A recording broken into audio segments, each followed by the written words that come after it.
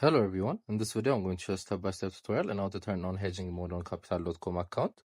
So first we're going to go to our browser and search for a capital.com broker.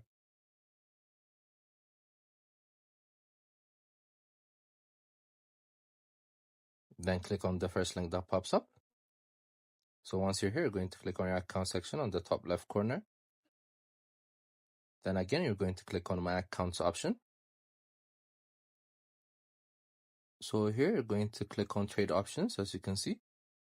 Then there's the hedging mode. You guys could turn it on by tapping on it. So what this does is when trades in opposite directions on the same market will open rather than canceling each other out, overnight funding adjustments will apply to both positions. So this is what it basically does. It shifts it from the normal mode. Make sure to also check our other videos. We have plenty of them. I hope you guys like this video. Subscribe for more, like for more, share for more. I hope to see you again. Goodbye.